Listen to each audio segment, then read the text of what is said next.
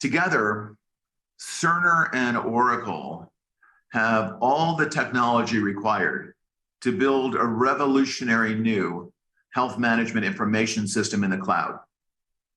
That system will deliver much better information to healthcare professionals. Better information will fundamentally transform healthcare. Better information is the key to transforming healthcare. Better information will allow doctors to deliver better patient outcomes.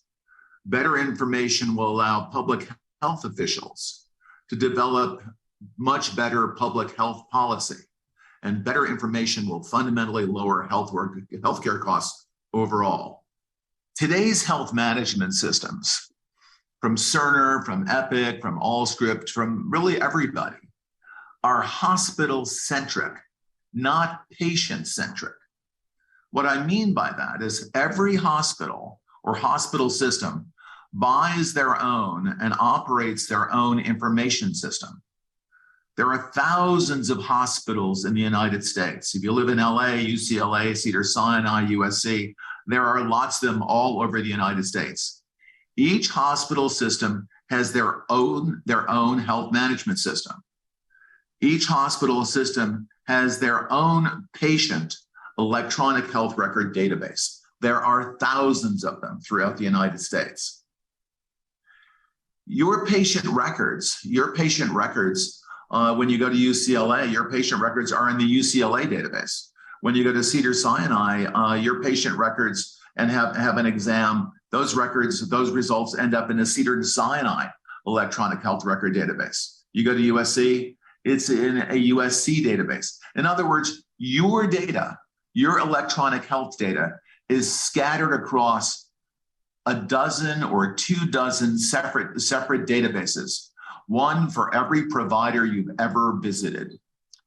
This patient data fragmentation, EHR fragmentation, causes tremendous problems.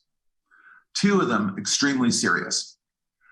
So let's say you live in LA and sometimes you go to UCLA and sometimes you go to USC and your health records are scattered across, half a dozen hospitals in the LA area. And then suddenly you take a trip to attend a wedding in Cleveland. And on the way to the wedding, you get in a traffic accident and you're rushed to one of the best hospitals in the world, the Cleveland Clinic. Well, they rush you into the emergency room and they can't find any of your health records. They cannot get access. They don't know what your blood type is. They don't know what your allergies are. They don't know if you have a metallic stent in your heart. They don't know anything about you. They don't know in terms of your health records. That data is at UCLA, and that data is at USC, and that data is in Cedars-Sinai databases in Los Angeles. There's no easy way for Cleveland Clinic to get that information. Without that information, doctors can't provide the best healthcare in the case of the emergency. Ironically, Cleveland Clinic can get access to all your financial data by just looking at the credit card database, looking at your credit card, and they can, they get all your financial records because all your financial records are stored in a single unified credit card authorization database. There's no similar unified database for electronic health records. All that data today is fragmented, again, in thousands of databases across the United States and tens of thousands around the world. While your health records are in a dozen or 24 separate databases, the health records for the American people is in thousands of databases all over the country. If you're a public health official and you want to find out how many people were hospitalized with COVID-19 in the last 24 hours, you can't get at that data. That data is literally in thousands of separate databases. You'd have to go into every single database at Stanford, at Memorial Sloan Kettering, at MD Anderson, and count how many people were hospitalized at that hospital, and then add them all up. There's no way to do that. We're going to solve this problem. We're going to solve this problem by putting a unified national health records database on top of all of these thousands of separate hospital databases. So we're building a system where the health records, all American citizens' health records, not only exist at the hospital level, but they also are in a unified national health records database.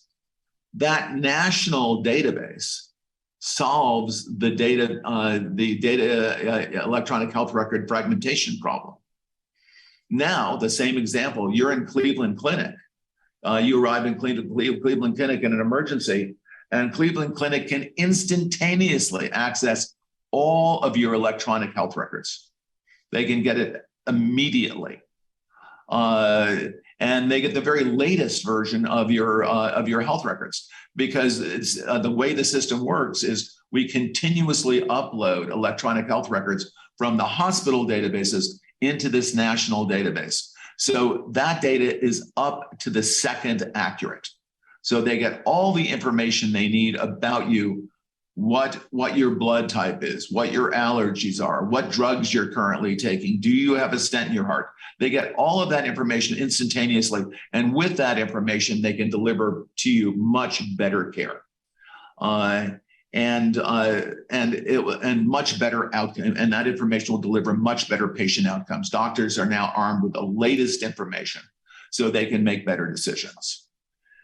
Note that to give doctors access to your health records, there's only one person in the world who can give doctors access to your health records, and that's you. You hold the key to all of your health records in the national EHR database. Nobody can say, well, all the health records are stored in the national EHR database. They're all anonymized. Nobody knows who they belong to until you supply the key. So there's absolute data privacy. So we solve these two problems at the same time. We want to give doctors all the information they need about your health status so they can provide the best possible care, but we don't want to compromise data security and data privacy. And we've done that with this system.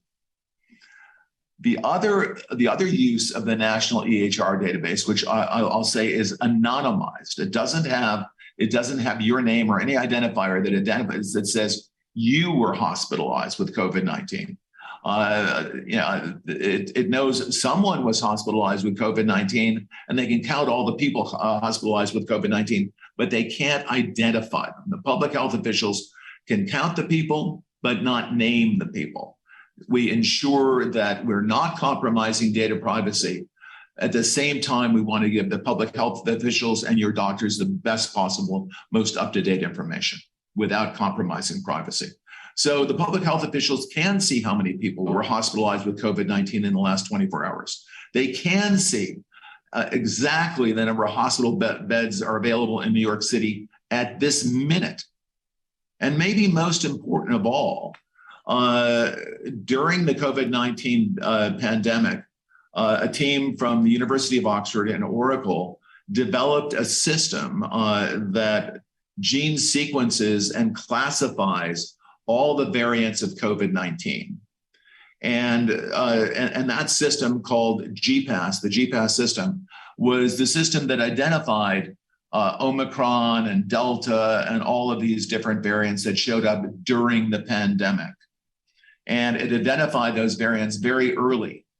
So the public health officials, again, could see not only how many people were hospitalized, how many beds were available, but they would see these new variants of the virus very early. And that was extremely important because everyone was worried that existing therapeutics might not work with the new variant of the virus, that the existing vaccines might not be as effective with the new variants of the virus. And if that was the case, we needed to modify the vaccines, and we needed to do it quickly. So the sooner we discovered there was a new variant, the more quickly we could respond and improve the therapeutics and improve the vaccines. The idea of the GPAS system is to identify not only new variants of COVID-19, but a new variant of influenza, which can be extremely dangerous. Any novel, any unseen virus, we wanted to identify it very quickly, very early on, to make sure that we can respond very early on. Another important new component of the health management system is this thing called the patient engagement system. What the patient engagement system does is it opens a two-way channel. It's a smartphone application. It opens a two-way channel between patients and their healthcare providers. So it's very easy for you to talk to your doctor and your doctors to talk to you. And this patient engagement system was first used during the pandemic, was built by Oracle and first used during the pandemic by the US government to allow people who were vaccinated to share their vaccination experience with the government. We're in the middle of a pandemic, so we built the system very quickly. It was built in less than 2 months. It runs in the Oracle Cloud on the Oracle Autonomous Database. It was written in a language called Apex, runs on your phone. And again, this allows patients who opt in, patients who want to voluntarily share the side effects of their vaccination experience. Do you have injection site soreness? Do you feel fatigue the next day? Do you have a low-grade fever? You could share whatever information you wanted to share about your vaccination experience. The vSafe would also remind you of the date you're due for your next shot, your second shot of the vaccine. The most interesting thing to come out of vSafe was that it collected the information that showed it was safe to vaccinate pregnant women. When the clinical trial for the vaccines, whether it's the Pfizer vaccine, the Moderna vaccine, all of the different vaccines, when the first clinical trials were run, pregnant women were not included in the clinical trial. In other words, they weren't allowed to volunteer for the clinical trial. Therefore, when the vaccine was approved, pregnant women were not approved for taking the vaccine. However, vSafe, people who were reporting their vaccine experience via vSafe, over 130,000 of them reported that they didn't know it at the time when they took the vaccine, but they were pregnant when they got the vaccine. And it turns out they did not report a significant number of adverse events. In other words, taking the vaccine if you're pregnant, taking the vaccine if you're not pregnant, you got the same positive outcome in both cases. We collected that data on 130,000 women in the United States. That was eventually published in the New England Journal of Medicine. And the regulators in the US decided that information was good enough to say that even though pregnant women were not involved in the clinical trial, the formal clinical trial, all the data about the women who were pregnant that were vaccinated and the fact that there were no adverse events allowed the US regulators to say, all right, pregnant women can now safely take these vaccines and they're approved for pregnant women. We are continuing to enhance the patient engagement system. Now we're extending the patient engagement system to collect information from wearables and home diagnostic devices. Let's say you just had a heart valve replaced, and you're out of the. By the way, that happens, and depending on how it's done, you can be out of the hospital the next day, believe it or not. But the doctors want to continue monitoring you. And they want to look at your EKG every day and your blood pressure every day. Well, now they can do that when you're at home. And the patient engagement system allows you collect the information, it's stored in the patient engagement system, and then sent every 24 hours to your docs. If there's a problem, they can respond back to you and alter your medication.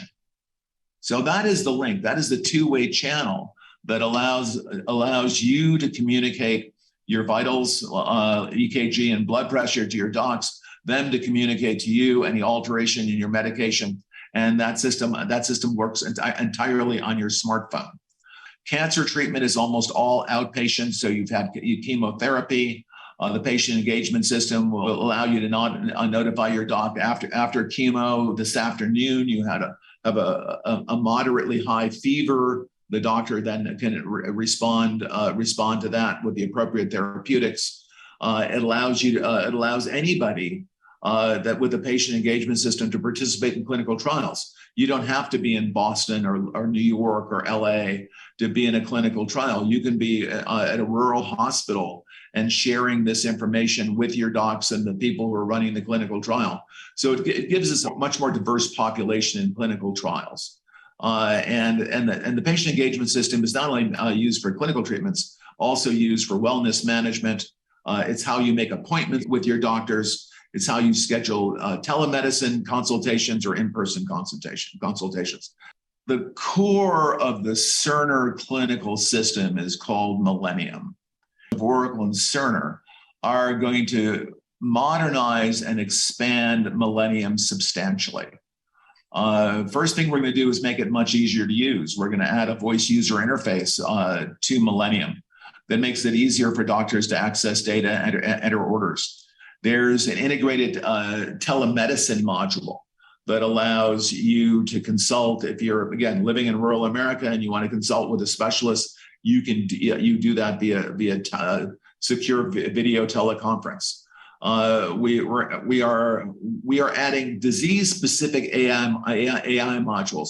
This is very interesting. But our platform, Cerner Millennium, is an open system, and it allows medical professionals to add these AI modules to help other docs treat cancer. We're integrating clinical trials with Millennium to speed them up. And we're putting all the diagnostic devices on a single Internet of Things network. And we're keeping all the diagnostic device results, all the images and all the other data in a database that we use for machine learning. Again, we guarantee data privacy. All of that data is anonymized. The only one who can look at that data in its identified form is you, the only one who can give that permission. The clinical systems can be very tricky to use. With the voice user interface, you want to find Larry Ellison's most recent x-rays. You say, please give me Larry Ellison's most recent x-rays. If you want to alter my dosage of a particular medication, you just, again, speak to the system. It makes the system much easier to learn and use. It frees up a lot of doctors' time to meet with patients rather than to enter data. We have an integrated telemedicine system. It's built on secure video. These are massive changes to how the system currently works. By integrating clinical trials with every hospital that has our new clinical system, means that any hospital in the US or any hospital using the system can participate in the clinical trial. So that means the clinical trials, which today are clustered around major research hospitals, you suddenly can start recruiting patients for the clinical trial from rural hospitals in the United States, from rural hospitals in Latin America or South Africa or Southeast Asia. So you get a much more diverse population to participate in the clinical trials, which gives you much better information. So that diversity is extremely important on clinical trials, and we speed up the clinical trial by automating all of the submissions to the regulators. Managing, ordering drugs, ordering medical supplies, managing the inventory inside of a hospital is very complicated because the inventory is distributed throughout the hospital. And we're making major improvement with all of that. A hospital is a very complicated workforce, much more complicated than, say, a company like Oracle or a bank like JP Morgan Chase. Docs often are not employees of Stanford Hospital or employees of UCLA or Cedars-Sinai. They're often contract workers, and they work a couple of days at UCLA, they work a couple of days someplace else, they have their own practice. So just scheduling the docs, recruiting the docs, paying the docs is one of the most complicated workforces in the world. That's another thing we're dramatically improving is our HR system for hospitals. that deal with this very complex workforce. And of course, hospitals have to do a lot of regulatory reporting, financial accounting, and we're automating all of that. It's interesting to note that Oracle is already, Oracle Fusion in the cloud, ERP and HR applications are already dominant amongst healthcare providers. Cleveland Clinic, Mayo Clinic, Cedars, but it's a long list. We are now the dominant provider of ERP and HR for healthcare providers. Huge amount of time is consumed in negotiating that between the provider and the payer. We're automating all of that and letting the docs not spend less of their time negotiating for reimbursement and more of their time treating patients. Managing this contract workforce, recruiting, scheduling, paying them according to their contracts and giving them the benefits according to their contract, enormously complicated. And we're enhancing our HR systems to do that for hospitals and clinics around the United States and around the world. The compliance, to automatically do all the compliance reporting to regulators, and of course, a complete set of financial accounting that allows the hospital to budget, and plan. Again, this is something we already do extremely well at Oracle. Is human resources. We're a leader in human resources management. We're a leader in supply chain and inventory. So we're just going to do better what we already do. This new health management system will deliver much better information to healthcare professionals. It will deliver better patient outcomes, help docs deliver better patient outcomes, help public health officials improve public health policy, and lower overall costs. That is now our primary mission here at Oracle. Thank you.